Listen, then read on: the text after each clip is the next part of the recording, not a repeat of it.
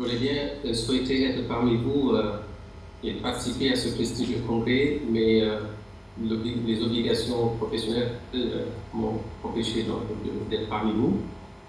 Je me réjouis quand même de pouvoir présenter en visio le thème que vous m'avez chargé de faire, autrement dit les procédures chirurgicales hybrides et quelle place elles pourraient avoir dans la prise en charge des cardiopathies congénitales.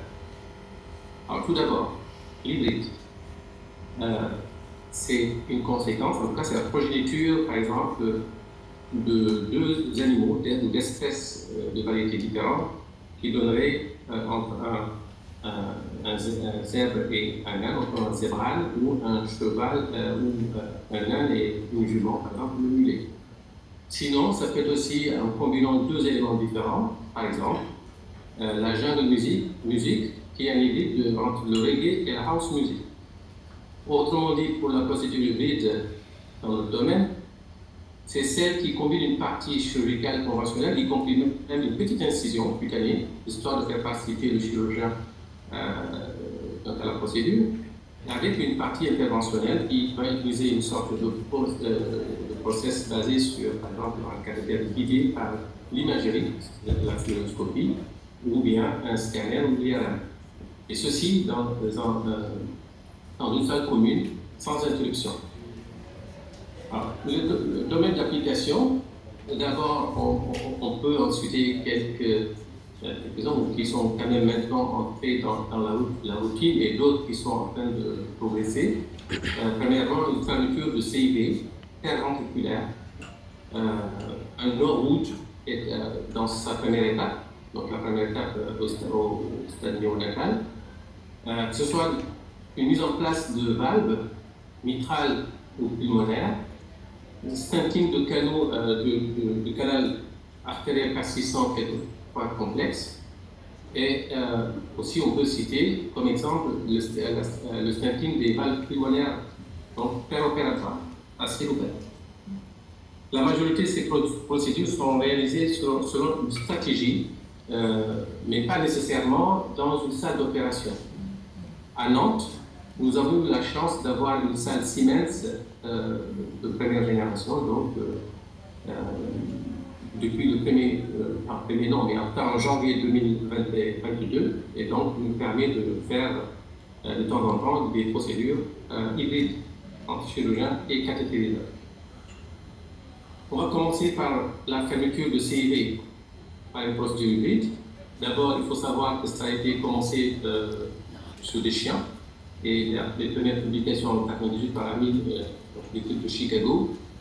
Et le plus souvent, c'est l'apanage de CIV musculaires multiples, apicales ou isolées ou uniques, et surtout que le chirurgien n'arrive pas à opérer correctement parce qu'elles sont situées derrière la bande modélatrice et dont l'accident est tellement difficile que souvent on est obligé d'ouvrir le ventricule droit et ça prolonge aussi la circulation extracorporelle. C'est une fermeture interventriculaire, donc par des prothèses les mêmes utilisées pour la fermeture percutanée, et ça se ferait avec cœur battant, sans circulation extracorporelle.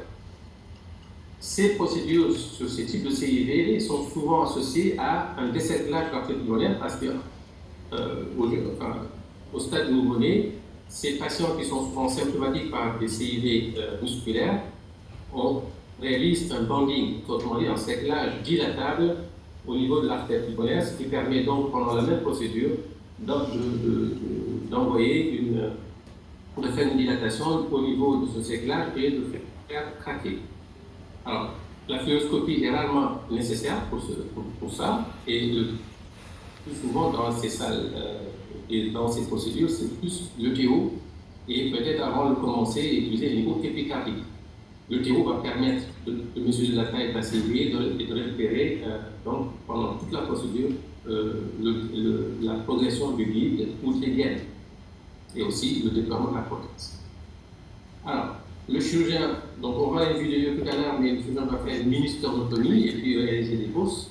On va fonctionner, et ça c'est le chirurgien quand il fait au début, on fonctionne le ventricule droit mais après on va laisser le cathétériseur influencer et faire ce qu'il a à faire. Ce que je retiens dans cette procédure, c'est que la prothèse est toujours sursizée de 1 mm par rapport à la tête assise.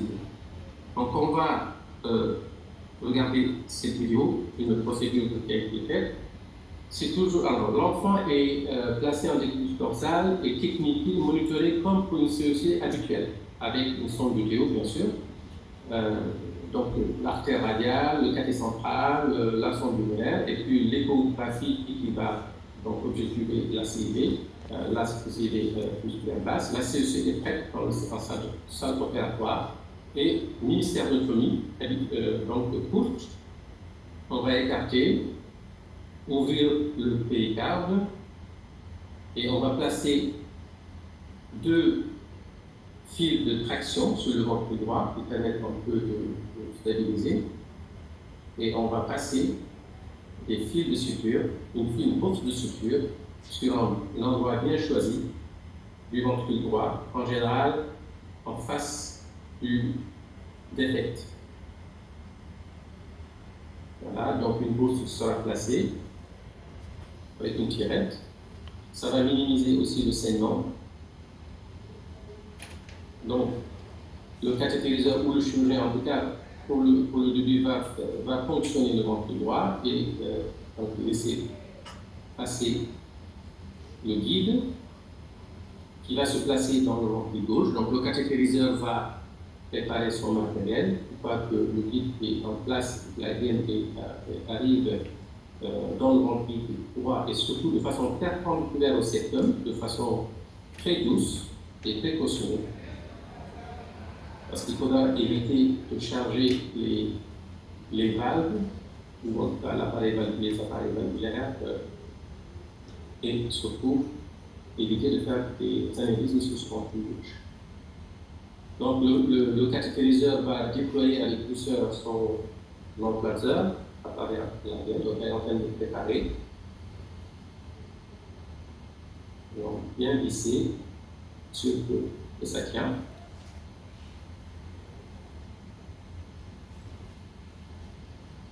Voilà, être dans la gaine.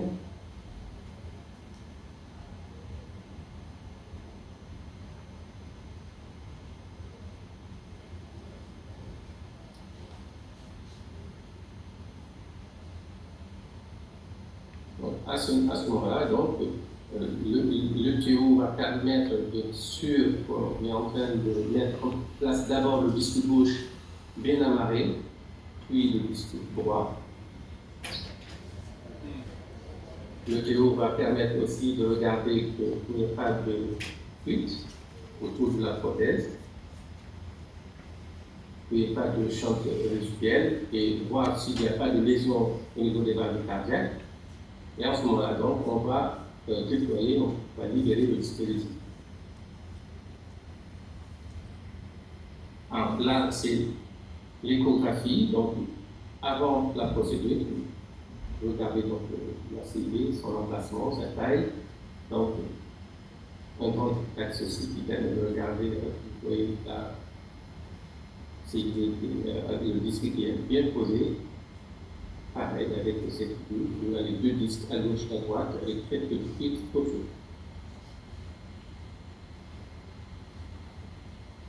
Pour les complications, alors c'est les mêmes complications, on dit pour les procédures percutanées, notamment on peut avoir un BAV, on peut atteindre les valves. Bon, l'hémolyse c'est plus les fuites paraprothétiques et surtout il faut savoir qu'il y a quelques notions ou quelques cas de rapportés dans les littératures de perforation ou de pseudo-anévrisme. La procédure percutanée elle-même, elle a quelques complications, mais il paraît dans la littérature qu'il y a beaucoup moins de complications quand la procédure est hybride. Donc, deuxième champ d'application, le Norwood. Le Norwood, donc c'est la période hybride, procédure hybride est décrite en 2005. C'est pour les hypoplasies du cœur gauche où il y a une périnchirurgie néonatale assez lourde, avec des risques opératoires très importants, une animation très lourde, une mortalité de l'ordre qui peut aller jusqu'à 30% dans les équipes moins entraînées. L'objectif, donc, c'est de ne pas utiliser la CEC dans cette première étape, mais l'objectif aussi, c'est surtout de pouvoir maintenir de protéger les poumons, naturellement, ce qui fait qu'on réalisera un cerclage des deux branches, mais aussi d'avoir une bonne perfusion systémique et coronaire, parce qu'on sait que c'est par l'intermédiaire du canal artériel, donc on va stenter le canal artériel, mais il faut avoir aussi une CIA bien large. À ce moment-là, c'est le Rashkin qui le permet de faire. Tout ça pour arriver à avoir un enfant qui va être donc, protégé de toutes les complications qu'on connaît pour cette chirurgie. D'abord, le saignement très important, mais surtout les insuffisances rénales et donc la mortalité périopératoire avec cette procédure. On arrivera à l'âge de 4 mois, 6 mois pour passer à la seconde étape, autrement dit, au gène bidirectionnel, autrement dit. Donc, en ce moment-là, ce sera une chirurgie encore de nouveau, mais qui est moins compliquée en tout cas en termes de risque.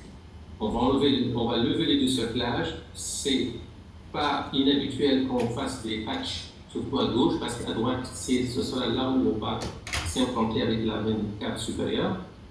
Le stent de canal va être enlevé parce qu'il faudra de toute façon faire une plastie de l'arche et en ce moment-là réunir les deux anneaux et faire ce qu'on appelle le danus et profiter pour élargir donc là le septum interauriculaire. Donc une vue géographique où on voit si le cerclage au niveau de l'artère pulmonaire, par exemple, ça c'est pour montrer l'aorte ascendante ou petite aorte, la branche gauche. Donc l'aorte ascendante, toute petite, les TSA, les troncs supraortiques, et à ce niveau-là, vous avez le canal qui est stenté. Alors, indication à procédure hybride, c'est pour nous, en tout cas en Europe ou en France, c'est toutes les situations où on contre-indique même une opération pour ces patients. Dans les pays nordiques, ce n'est pas une contre-indication. Alors, pour cette procédure hybride, bien sûr, il y a une courbe d'apprentissage. Premièrement, pour le cathétéryseur, pour stenter un canal et ne pas déborder et dans les artères pulmonaires ou donc vers l'arche, qui va entraîner une obstruction et donc une impossibilité d'avoir une bonne perfusion coronaire ou systémique. Et malheureusement aussi, c'est à ce moment-là qu'on a, quand le canal est perfusé et maintenu ouvert, on a beaucoup plus d'entrée-colique nécrosante. On va passer à la valve mélodie. La valve mélodie, c'est là, il s'agit d'une situation à Nantes où on a été confronté à un nourrisson qui avait une dysplasie mitrale très sévère et il a eu un échec de plastique qui était sous ECMO et on a décidé de faire un remplacement de sa valve. Alors, il y a une vidéo encore de 2 minutes pour illustrer ça. On a utilisé une valve mélodie. Et donc une prothèse montée sur une armature. Et on a premièrement mis cette valve dans une seringue de 5 mm qui nous permet en ce moment-là de prendre et de déverser pour raccourcir la hauteur de la valve. Autour de la valve, au niveau du grillage, on va insérer un patch péricarde qui va être utilisé aussi pour être amarré au niveau de l'anneau. Voilà, là, vous voyez donc, la prothèse.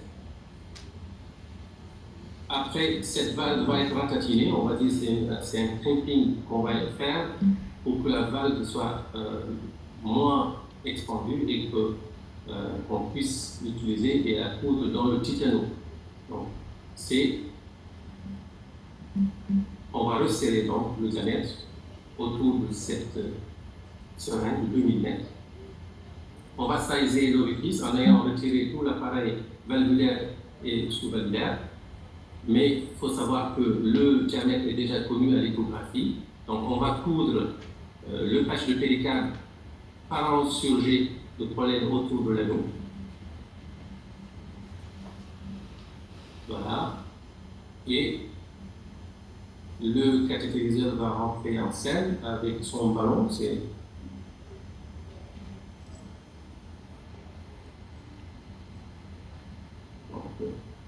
là, on a fini de coudre. C'est un ballon d'Atlas qui est utilisé. Le diamètre, c'est le diamètre de l'anneau plus 1 mm. Donc il va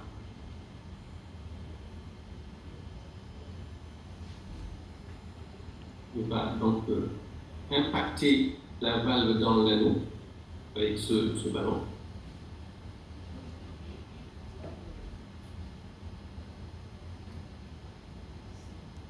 Voilà, il est en train de gonfler son ballon.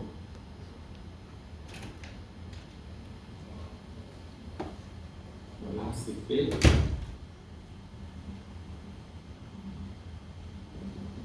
Et de façon chirurgicale, nous allons ouvrir un petit orifice dans le septum auriculaire, en haut de la fosse ovale et en arrière. Par cet orifice, les prochaines dilatations de la valve, le cathétriseur va passer par là, donc le cathéter droit va passer par l'orifice pour aller dilater donc cette valve. Ce patient a maintenant 2 ans et 6 mois, il pèse 13 kg, il est sous SPJ et on contrôle toujours son gradient qui est un gradient pulsé, donc un gradient moyen de 7 mm du mercure. Donc on n'a toujours pas redilaté ce patient. Alors, je vais passer rapidement pour la valve pulmonaire parce que, en fait, elle est très bien mise par le cathé habituel. Donc, vous êtes fait par la veine fémorale le plus souvent. Mais l'indication utile, c'est plus pour le petit enfant ou quand on a un problème d'accès vasculaire. Et dans ce cas-là, on va faire une hystérotomie médicale par la voie ventriculaire. On va utiliser donc la même chose, des bourses et de passer des gaines et de passer la valve qui sera déployée au niveau de l'anneau. Le stenting du canal, sachez qu'on peut aussi faire le stenting du canal par abord direct de la carotide et que l'artère carotide commune chez le nouveau-né est un diamètre plus important que celui de l'artère fémorale.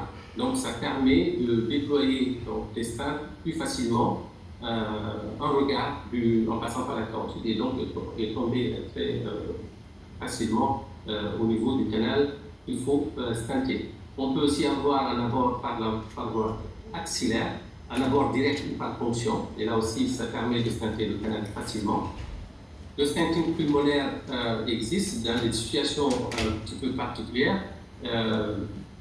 C'est souvent concomitant de faire un peu de CIV chez des petits poids ou quand il y a des problèmes lors du cathé interventionnel ou chez les patients qui ont des accès limités. Alors ça concernera toutes les situations où on a à dilater ces artères pulmonaires, que ce soit dans les ventes publiques avec des petites artères pulmonaires avant d'être pleines ou bien à l'extrême dans les adhésions pulmonaires. Alors ça nécessite d'abord d'avoir une bonne cartographie quand même, et puis d'utiliser des stents qui sont dilatables et qui sont posés de façon par une vision directe. On va palper le stent. On peut aussi, par nécessité, fixer avant de lâcher, de fixer ces stents à la paroi pour éviter leur migration. Le risque est important de récupération, bien sûr, pour ces stents dans les artères pulmonaires. Et puis, on ne les aime pas beaucoup. Alors, c'est le chirurgien souvent qui utilise le matériel. Il met le lit dans la branche, il implante le stent, et puis il finit par patcher le tronc pulmonaire ou permettre l'ACI. Alors, donc, on peut avoir un stenting pulmonaire, comme ici, avec une sténotomie médiane, et de passer, comme vous voyez ici, je ne sais pas si vous voyez là où vous êtes, en tout cas, il y a un gros patch, c'est un patch d'ouverture VDAP avec de petites artères au bout.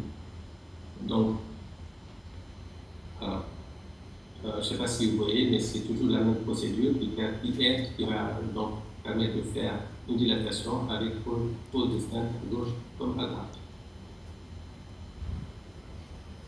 Alors, pardon, c'est fini. Donc les exemples que je voulais en tout cas vous montrer pour dire qu'il y a beaucoup de progrès qui ont été réalisés dans le domaine de la prise en charge des cas de frontale, en combinaison entre le chirurgien et le cathétériseur. Ce n'est pas nécessaire que ce soit des salles hyper sophistiquées, mais c'est quand même quelque chose qu'on ne peut pas on aimerait bien les avoir si on peut les avoir, mais ce n'est pas obligatoire. Et puis, il faut aller dans une meilleure coordination entre le chirurgien et le catétriseur, surtout optimiser le guidage en imagerie et utiliser moins la fluoroscopie, et puis voir si c'est possible d'avoir des dispositifs beaucoup plus souples. Je vous remercie pour votre attention. Et je pourrais avoir vos réponses si vous souhaitez par WhatsApp ou par mail. Par WhatsApp ou par mail. D'accord.